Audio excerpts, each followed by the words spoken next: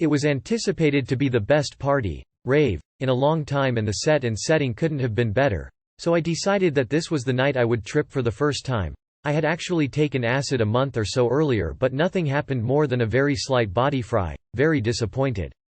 I also decided that I would do 2 hits this time to make sure I would actually trip. Bad idea. Just a hint, never do 2 your first time. So within 30 to 45 minutes I was starting to feel quite energetic and everything was extremely funny. I was basically running around telling my friends I was crazy and insane, just because it was fun to say, and I was laughing my ass off at my friend A as she did old 80s dances. I went into the bathroom and my face stretched up and down in the mirror. I looked at the floor and I laughed in amazement as the tile swirled and shifted. I came out and found my friend B. He said that, Metro is here, but to not worry about it, they're just making sure everything's okay. I thought little of this and proceeded to watch glowsticks, dance, laugh at funny shit, and basically have a great time. Until the lights turned on. Mind you, I took the acid at 10:30 p.m. It was now probably about 11:30. At first I wasn't really bothered by the lights being on. Cops were shutting it down. Venue wasn't licensed, great. I was in such a good mood and I knew I could keep my cool, thinking that as I stood right next to a cop. But soon everything turned to confusion. Everyone had to exit the building through a narrow hallway that seemed long as hell. Everything in my trip at that point turned ghetto, as people started chanting, "Fuck the police," and I began to get increasingly anxious and paranoid. People's faces stretched and distorted and their eyes looked sunk in. Once outside I couldn't keep track of any of my friends if they were more than 10 feet away from me. Extremely confused, halfway lost, and just trying to keep calm, they walked me to my car and had me wait as she went to find a driver. At this point I think is where I peaked, right before the cop came up to me, telling everyone to move out and go home.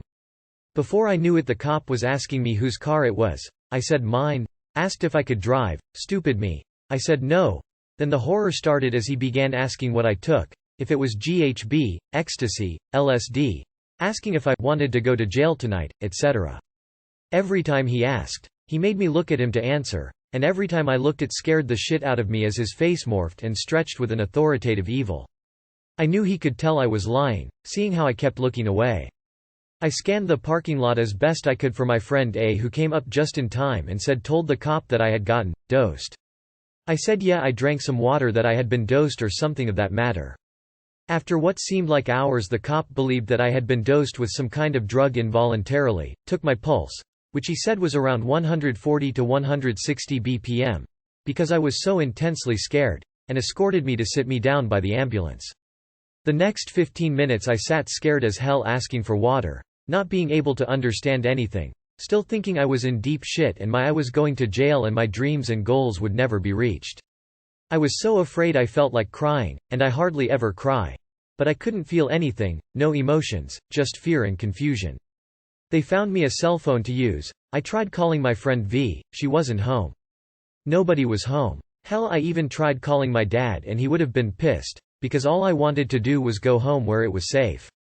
The rest of the trip was pretty much driving around all night in a passenger seat trying to locate other friends around town. It took me a good 2 or 3 hours for me to actually calm down once the cops let me go. I kept thinking that I was going to get caught if we got pulled over. What I learned from this is to fucking make sure your setting is safe before doing any kind of drug, and to make sure you can handle it, and not to mention don't drive your own car to the party. I wasn't ready for what happened that night and I don't think I could go through it again. I'm eternally grateful to my friend A for saving me, because had she not been there and had not come up at the right time with the right thing to say, I would have gotten hauled off and my future would be seriously fucked.